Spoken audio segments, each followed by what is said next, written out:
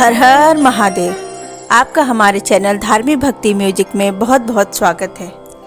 सावन महीने के शुक्ल पक्ष की तृतीया तिथि को महिलाएं शिव पार्वती का विशेष पूजन करती हैं। उसे हरियाली तीज कहा जाता है। यही पूजन आषाढ़ तृतीया को मनाया जाता है। उसे हरितालिका तीज कहते हैं। दोनों में पूजन एक जैसा होता है, अतः कथा भी एक जैसी होती है। सावन महीने के शुक्ल पक्ष की तृतीया को श्रावणी तीज कहते हैं, परंतु बहुत सारी जगह इसे हरियाली तीज के नाम से भी जाना जाता है। यह त्यौहार मुख्य रूप से उत्तर भारत में मनाया जाता है। इस दिन स्त्रियां माता पार्वती और भगवान शिव जी की पूजा करती हैं। इस दिन महिलाएं निर्जला व्रत रखती हैं। इस व्रत को करवा चौथ से भी कठिन व्रत बताया जाता है। इस दिन महिलाएं पूरा दिन बिना भोजन जल के व्यतीत करती हैं तथा दूसरे दिन सुबह स्नान और पूजा के बाद व्रत पूर्ण करके भोजन ग्रहण करती हैं। इसी वजह से इस व्रत को करवा चौथ से भी कठिन माना जाता है। हरियाली तीज के दिन विवाहित स्त्रियां अपने पति की दीर्घायु के लिए व्रत रखती हैं। इस दिन स्त्रियों के मायके से श्रृंगार का सामान और मिठाइयाँ उनके ससुराल भेजी जाती हैं। हरियाली तीज के दिन महिलाएं सुबह घर के काम और स्नान करने के बाद 16 श्रृंगार करके निर्जला व्रत रखती हैं। इसके बाद माँ पार्वती और भगवान शिव की पूजा होती है।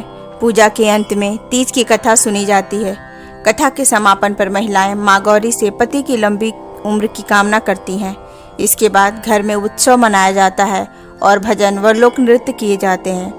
इस दिन हरे वस्त्र, हरी चुनरी, हरा लहरिया, हरा श्रृंगार, मेहंदी, झूला झूलने का भी रिवाज है। भगवान शिव और देवी पार्वती की प्रतिमाओं को स्थापित करके उन्हें फल, फूल और मिठाइयाँ चढ़ाई जाती हैं। यह व्रत महिलाओं के लिए बहुत महत्वपूर्ण माना जाता है और इसे श्रद्धा और भक्ति के साथ मनाया जाता है। हरियाली तीज सौंदर्य और प्रेम का पर्व है। यह उत्सव भगवान शिव और माता पार्वती के पुनर्मिलन के उपलक्ष्य में मनाया जाता है। अखंड सौभाग्य के लिए महिलाएं गौर और गणेश की आराधना करती हैं। हरियाली तीज व्रत में मिट्टी की बनी शिव पार्वती की प्रतिमा को पूजने की परंपरा है। इस दिन सुहागिन महिलाएं अपने पति की दीर्घायु के लिए शिव पार्वती की आराधना करती हैं और कथा पढ़ती हैं। अब मैं आपको हरियाली तीज व्रत कथा सुना रही हूँ। एक बार शिव जी माता पार्वती से बोले, हे गौरी, पर्वतराज हिमालय पर स्थित गंगा के तट पर तुमने अपनी बाल्यावस्था में 12 वर्षों तक अधोमुखी होकर घोर तप किया था। इतनी अवधि तुमने अन्न न खाकर पेड़ के सूखे पत्ते चबाकर व्यतीत किए। माघ की विकराल शीतलता में तुमने निरंतर जल में प्रवेश करके तप किया। बैसाख की जला देने वाली गर्मी में तुमने पंचाग्नि में शरीर को तपाया। श्रावण की मूसलाधार वर्षा में खुले आसमान के नीचे बिना अन्न जल ग्रहण किए समय व्यतीत किया। तुम्हारे पिता तुम्हारी कष्ट साध्य तपस्या को देखकर बड़े दुखी होते थे। उन्हें बड़ा क्लेश होता था। तब एक दिन तुम्हारी तपस्या तथा पिता के क्लेश को देखकर नारद जी तुम्हारे घर पधारे। तुम्हारे पिता ने हृदय से अतिथि सत्कार करके उनके आने का कारण पूछा। नारद जी ने कहा, गिरिराज, मैं भगवान विष्णु के भेजने पर यहाँ उपस्थित हुआ हूँ। आपकी कन्या ने बड़ा कठोर तप किया है। इससे प्रसन्न होकर वे आपकी सुपुत्री से विवाह करना चाहते हैं। इस संदर्भ में आपकी क्या राय है, मैं जानना चाहता हूँ। नारद जी की बात सुनकर गिरिराज गदगद हो उठे। उनके तो जैसे सारे क्लेश हुई दूर हो गए। प्रसन्न होकर वे बोले, श्रीमान, यदि स्वयं विष्णु मेरी कन्या का वरण करना चाहते हैं तो भला मुझे क्या आपत्ति हो सकती है। वे तो साक्षात ब्रह्म है। हे महर्षि, यह तो हर पिता की इच्छा होती है कि उसकी पुत्री सुख संपदा से युक्त पति के घर में लक्ष्मी बने। हर पिता यही चाहता है कि पति के घर जाकर उसकी पुत्री पिता के घर से अधिक सुखी रहे। तुम्हारे पिता की स्वीकृति पाकर नारद जी विष्णु जी के पास गए और उनसे तुम्हारे विवाह के निश्चित होने का समाचार सुनाया। मगर इस विवाह संबंध की बात जब तुम्हारे कान में पड़ी तो तुम्हारे दुख का ठिकाना न रहा। तुम्हारी एक सखी ने तुम्हारी इस मानसिक दशा को समझ लिया और उसने तुमसे उसका कारण जानना चाहा। तब तुमने बताया, मैंने सच्चे हृदय से भगवान शिव शंकर का वरण किया है, किंतु मेरे पिता ने मेरा विवाह विष्णु जी से निश्चित कर दिया। मैं विचित्र धर्म संकट में हूँ, अब क्या करूँ। प्राण छोड़ देने के अतिरिक्त अब कोई भी उपाय शेष नहीं बचा है। तुम्हारी सखी बड़ी ही समझदार और सूझबूझ वाली थी। उसने कहा, सखी, प्राण त्यागने का इसमें कारण ही क्या है। संकट के मौके पर धैर्य से काम लेना चाहिए। नारी के जीवन की सार्थकता इसी में है कि पति रूप में हृदय से जिसे एक बार स्वीकार कर लिया, जीवन पर्यंत उसी से निर्वाह करे। सच्ची आस्था और एक निष्ठा के समक्ष तो ईश्वर को भी समर्पण करना पड़ता है। मैं तुम्हें घनघोर जंगल में ले चलती हूँ, जो साधना स्थली भी हो, और जहाँ तुम्हारे पिता तुम्हें खोज भी न पाएं, वहाँ तुम साधना में लीन हो जाना। मुझे विश्वास है कि ईश्वर अवश्य ही तुम्हारी सहायता करेंगे। तुमने ऐसा ही किया। तुम्हारे पिता तुम्हें घर पर न पाकर बड़े दुखी तथा चिंतित हुए। वे सोचने लगे कि तुम जाने कहाँ चली गई। मैं विष्णु जी से उसका विवाह करने का प्रण कर चुका हूँ।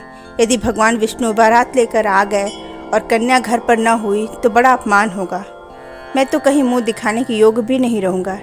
यही सब सोचकर गिरिराज ने जोर शोर से तुम्हारी खोज शुरू करवा दी। इधर तुम्हारी खोज होती रही और उधर तुम अपनी सखी के साथ नदी के तट पर एक गुफा में मेरी आराधना में लीन थी। भाद्रपद शुक्ल तृतीया को हस्त नक्षत्र था। उस दिन तुमने रेत के शिवलिंग का निर्माण करके व्रत किया। रात भर मेरी स्तुति के गीत गाकर जागी।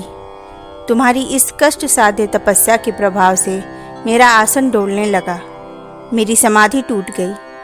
मैं तुरंत तुम्हारे समक्ष जा पहुंचा और तुम्हारी तपस्या से प्रसन्न होकर तुमसे वर मांगने के लिए कहा।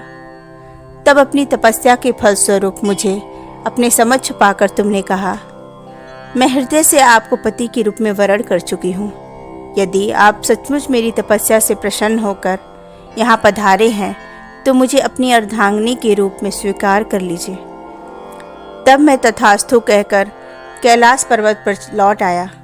प्रातः होते ही तुमने पूजा की समस्त सामग्री को नदी में प्रवाहित करके अपनी सहेली सहित व्रत का पारण किया।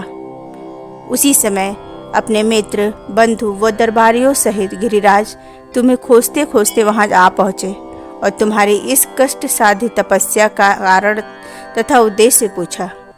उस समय तुम्हारी दशा को देखकर गिरिराज अत्यधिक दुखी हुए और पीड़ा के कारण उनकी आंखों में आंसू उमड़ पड़े। तुमने उनके आंसू पोंछते हुए विनम्र स्वर में कहा, पिताजी, मैंने अपने जीवन का अधिकांश समय कठोर तपस्या में बिताया है। मेरी इस तपस्या का उद्देश्य केवल यही था कि मैं महादेव को पति के रूप में पाना चाहती थी। आज मैं अपनी तपस्या की कसौटी पर खरी उतर चुकी हूँ। आप विष्णु जी से मेरा विवाह करने का निर्णय ले चुके थे, इसलिए मैं अपने आराध्य की खोज में घर छोड़कर चली आई। अब मैं आपके साथ इसी शर्त पर घर आऊँगी कि आप मेरा विवाह विष्णु जी से न करके महादेव जी से करेंगे। गिरिराज मान गए और तुम्हें घर ले गए। कुछ समय के पश्चात शास्त्रों के अनुसार विधि विधान पूर्वक उन्होंने हम दोनों का विवाह करवा दिया। हे पार्वती, भाद्रपद की शुक्ल तृतीया को तुमने मेरी आराधना करके जो व्रत किया था, उसी के फलस्वरूप मेरा तुमसे विवाह हो सका। इसका महत्व यह है कि मैं इस व्रत को करने वाली कुंवारियों को मनोवांछित फल देता हूँ। इसलिए सौभाग्य की इच्छा करने वाली प्रत्येक युवती को यह व्रत पूरी एक निष्ठा तथा आस्था से करना चाहिए। इस व्रत को करने से सुहागिन स्त्रियों का सुहाग अखंड रहता है। इसी के साथ हरियाली तीज व्रत कथा समाप्त होती है। अगर आपको हमारा यह वीडियो अच्छा लगा हो तो प्लीज़ इसे लाइक, शेयर और सब्सक्राइब करें तथा कमेंट में हर हर महादेव लिखना ना भूलें। हर हर महादेव।